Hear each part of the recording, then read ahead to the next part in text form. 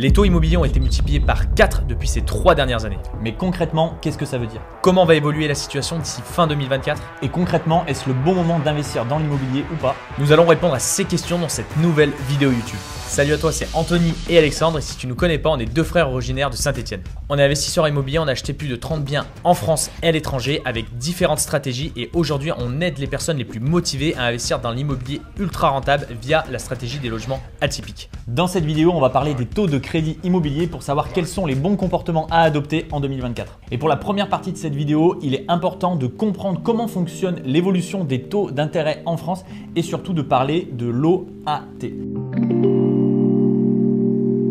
En fait, c'est tout simplement le taux auquel l'État emprunte sur 10 ans sur les marchés financiers et en fait, c'est par rapport à ce taux-là qu'il va y avoir une grosse synergie qui va être mise en place par rapport au taux de crédit immobilier que toi tu vas connaître de ton côté. Et donc en fait, toi ce que tu dois comprendre de ton côté de manière assez simple, c'est que l'État va emprunter de son côté avec un certain pourcentage, disons par exemple 1% au niveau de l'OAT. Et en fait, c'est par rapport à cet OAT que toi de l'autre côté, tu vas avoir un pourcentage et un taux d'intérêt qui va être défini. Je te donne un exemple très concret. L'État emprunte à 1% et il va ensuite toi pouvoir te prêter à 1,5%. Et en fait, le delta qu'il y a, parce que forcément il y a une marge entre l'OAT et le taux d'intérêt que toi tu vas avoir de ton côté, il est justifié par rapport à deux éléments. Déjà parce que la banque c'est une entité commerciale et donc elle va chercher également à générer des revenus, à faire de la marge sur cette différence. Et surtout le deuxième point, c'est qu'il y a forcément un risque, c'est-à-dire que l'État prend moins de risques à emprunter de l'argent que toi personnellement pour un projet immobilier par exemple. Et donc le but aussi de ce delta, c'est de tout simplement pouvoir absorber le risque. Maintenant que tu comprends un petit peu mieux qu'est-ce que l'OAT en France et à quel point ça peut avoir une incidence sur les taux de crédit immobilier, maintenant ce qu'il faut comprendre c'est quelle a été l'évolution de cette OAT depuis les dernières années. Et donc en fait on va vraiment diviser ça en trois grandes parties, en trois grandes temporalités. Tout ce qui s'est passé déjà avant 2019. Donc il faut savoir par exemple que la période 2018-2019, tu avais un OAT qui stagnait entre 0 et 1%. Donc c'était relativement faible et donc c'est ce qui fait qu'à cette période, on avait des taux de crédit immobilier qui étaient relativement faibles. Et ensuite, en fait, ce qui s'est passé, c'est que tu as eu une grosse phase de baisse à partir de 2019. Donc c'est-à-dire que l'OAT qui était entre 0 et 1%, c'était déjà faible, et ben en fait, il est devenu négatif pour atteindre son taux historique le plus bas en septembre 2019 de moins 0,41%. Et donc c'est pour ça qu'en 2019-2020, on pouvait parler d'Eldorado bancaire, comme j'aime bien le dire. C'est parce que cet OAT, il était négatif. Et donc en fait, tu avais des taux de crédit immobilier qui étaient vraiment à ras les pâquerettes. Et pour te donner un cas concret, moi j'ai par exemple un ami qui m'est très proche, qui avait acheté sa résidence principale dans cette période-là et qui avait réussi à avoir un taux de crédit immobilier sur 25 ans à moins de 1%. Donc ça devait être quelque chose comme 0,95%. Et ça s'explique justement par rapport à ce phénomène et par rapport à cette OAT. Ça veut dire qu'à ce moment-là, l'État empruntait très peu cher et donc c'est pour ça qu'il y avait aussi une répercussion très faible au niveau des taux de crédit immobilier. Et ensuite, par contre, ce qui s'est passé, c'est que forcément, un Eldorado, ça dure un temps, mais ça dure pas toute une vie. La situation s'est complètement inversée, surtout à partir de l'année 2022. Et donc en fait, on est passé d'un OAT qui était négatif à un OAT qui, au fur et à mesure de l'année 2022, a commencé à grappiller du terrain jusqu'à atteindre par exemple 2,53% en septembre 2022. Et ça s'explique tout simplement principalement par rapport au contexte économique qu'on a vécu, que ce soit par rapport au Covid, par rapport à la guerre en Ukraine, par rapport à l'inflation. Et en fait, c'est tous ces éléments qui ont eu un gros impact sur les OAT et sur les taux de crédit immobilier. Et pour que tu comprennes bien à quel point l'évolution des taux de crédit immobilier elle est fulgurante en ce moment, c'est que l'augmentation de l'OAT entre 2013 et 2021, c'est la même qu'il y a eu uniquement sur l'année 2022. Donc en fait, en 7 ou 8 ans, tu as eu la même explosion en une seule année et donc forcément, c'est quelque chose de beaucoup plus explosif. Donc troisième partie de cette vidéo, on va voir la corrélation entre l'OAT et les taux de crédit immobilier que toi, tu vas emprunter. Donc en fait, ce qu'il faut comprendre, c'est que déjà là, on va te mettre deux schémas à l'écran et tu vas comprendre vraiment avec ces schémas qu'en fait, que les taux de crédit immobilier auxquels tu empruntes en fait sont corrélés en fait à l'OAT qui est en fait le taux auquel l'État emprunte à ce moment-là. Et donc là, on voit bien par rapport à ces différents schémas l'augmentation en fait en fonction des années de l'OAT qui a une répercussion significative en fait sur tes taux de crédit immobilier. Et donc du coup, pour que tu comprennes bien, je te l'ai illustré sur des exemples, à savoir en juillet 2019, au moment où l'État emprunte sur les marchés financiers. Donc en juillet 2019, l'État emprunte à moins 0,35%. Tandis que de ton côté, il va te financer à 0,92 et 1,3%. Et donc maintenant, on va se placer en juillet 2023 où les taux ont totalement changé. L'État n'emprunte plus à moins 0,35%, elle emprunte cette fois-ci à 3,23% et elle va donc te refinancer derrière un crédit entre 3,49 et 3,87%. On a toujours une marge qui se fait, c'est normal, hein, c'est le rapport au risque qu'elle a quand elle te refinance. Et donc du coup, on voit bien la corrélation de tes taux de crédit immobilier par rapport à l'OAT. Et maintenant, après la théorie, place à la pratique, parce que c'est bien beau de savoir comment fonctionne l'évolution des taux de crédit immobilier et l'OAT en France, mais surtout toi, ce qui t'intéresse, c'est l'impact que ça va avoir sur ton investissement en tant qu'investisseur immobilier. Et donc là, en fait, je vais t'afficher à l'écran un cas concret qui va vraiment te permettre de comprendre, parce que tu vas voir que l'impact, il va vraiment se jouer au niveau de la mensualité de ton crédit. En fait, le fait que les taux, ils aient fait x4 en quelques années, les taux de crédit immobilier, en fait, le plus gros impact en tant qu'investisseur, il se joue sur la mensualité de crédit qui va augmenter. Donc là, sur le cas concret que tu peux voir à ton écran, on est parti sur un logement de type 2 à Saint-Étienne avec une rentabilité de 9%, ce qui est plutôt un bon investissement. Et en fait, on va comparer les chiffres de ce projet entre un investissement en 2019 et un investissement en 2023 ou en 2024. Et donc en fait, que tu vois, si tu réalises le projet en 2019, c'est sur la partie droite du tableau avec un taux à 1,3%. Cet appartement, tu l'achètes 40 000 € avec les frais de notaire et les travaux, il te revient à 65 000 €. Tu le mets en place à location nue ou meublée, peu importe, avec un loyer mensuel de 500 € par mois. Une fois que tu enlèves toutes les charges, le crédit immobilier que je t'ai mis en vert, que je t'ai surligné, c'est pas pour rien, de 327 €.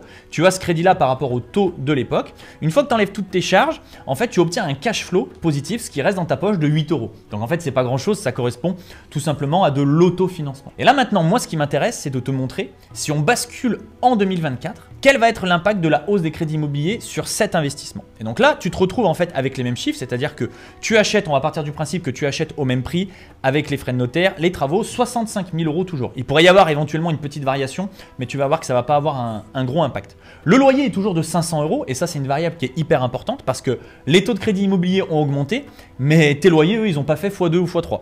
Et donc en fait, c'est pour ça que tu vois que la variable qui change dans ce cas de figure, c'est ton crédit immobilier. Je te l'ai surligné encore une fois et tu vois que là, il est passé de 327 en 2019 à 415 en 2024. Et ça, c'est tout simplement dû à cette hausse des taux de crédit immobilier qui s'explique par l'OAT qu'on a vu juste avant dans la vidéo. Et donc en fait, on fait le même calcul, on enlève toutes les charges et cette fois, là où on était à plus 8 ou à l'autofinancement, ce qui n'était pas trop mal, là on tombe négatif à moins 80 € par mois. Donc là, ça veut dire que tu vas devoir faire un effort d'épargne tous les mois de 80 € minimum pour subvenir aux besoins de ce projet.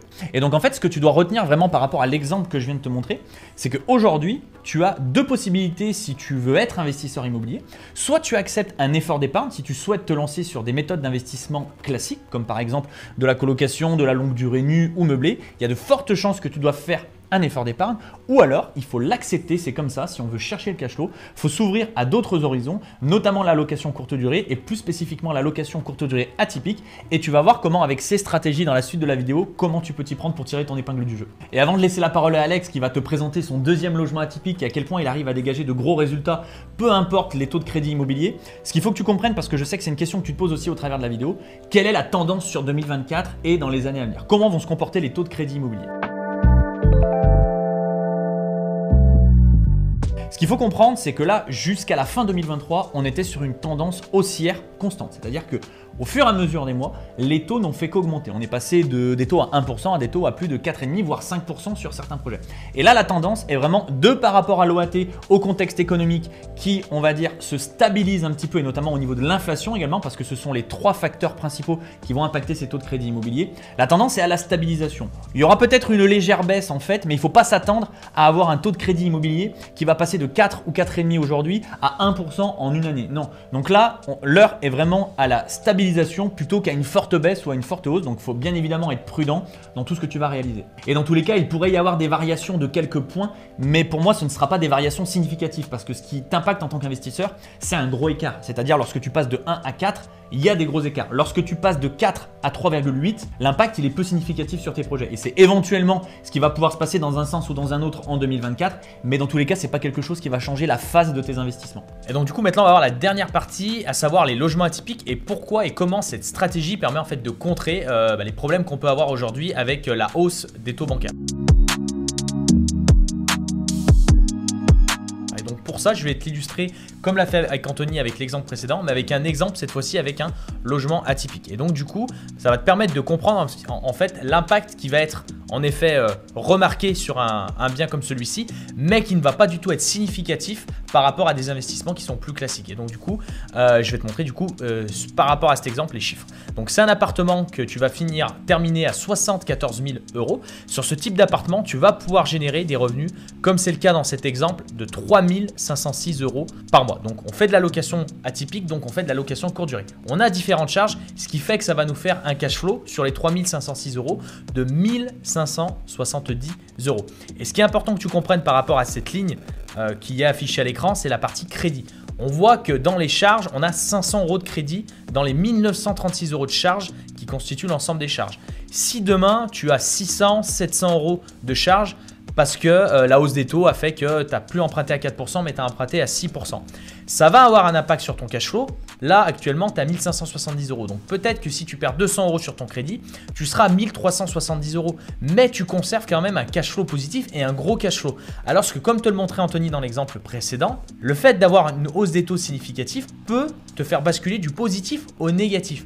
Et donc c'est pourquoi aujourd'hui avec Anthony, on est persuadé, en 2024, c'est l'unique et la seule stratégie qui te permet de générer des vrais compléments de revenus, voire même vivre de l'immobilier avec les logements atypiques. Et l'objet de cette vidéo, c'est pas du tout de rentrer dans le détail absolument des logements atypiques. N'hésite pas à parcourir les différentes vidéos de notre chaîne si tu veux creuser un petit peu plus le sujet, en savoir plus sur la suite Amantis d'Alex ou par exemple sur ma Cinema Room. Là, on va essayer de se focaliser à 100% sur le domaine bancaire. On arrive à la fin de cette vidéo. On a pris beaucoup de plaisir à te la tourner avec Alex et j'espère que ça te permettra d'y voir plus clair sur le comportement des taux de crédit immobilier en France et surtout les comportements que tu vas pouvoir adopter pour essayer de contrer ce contexte qui est parfois un petit peu difficile. Et si cette vidéo t'a plu, n'hésite pas à nous mettre un petit pouce sur la vidéo, à t'abonner à la chaîne. Nous, ça nous motive avec Alex pour continuer dans ce sens et te tourner toujours plus de contenu. Et si le sujet des logements atypiques t'intéresse et que tu as envie d'approfondir le sujet pour savoir comment financer ce type de projet, dans quel type de secteur tu vas devoir te concentrer, et si tu as envie de creuser un petit peu plus le sujet des logements atypiques, on t'a préparé une formation gratuite de 45 minutes avec Alex, à l'intérieur de laquelle tu verras vraiment comment est-ce qu'il est possible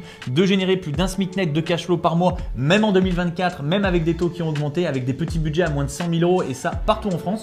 Tu cliques juste dans notre bio pour avoir accès à cette formation gratuite et nous on te dit à très vite.